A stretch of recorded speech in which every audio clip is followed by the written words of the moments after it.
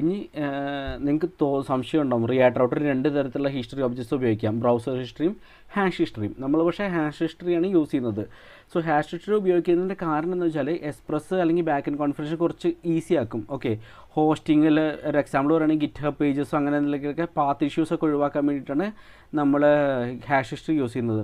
URL ശരിക്കും റൗട്ട് എന്ന പോലെ തന്നെയാണ് നമുക്ക് കാണാൻ പറ്റും. ബ്രൗസർ ഹിസ്റ്ററി ഉപയോഗിക്കണമെങ്കിൽ ബാക്ക് എൻഡിൽ കുറച്ച് റൂൾസൊക്കെ റീറൈറ്റ് ചെയ്യണം.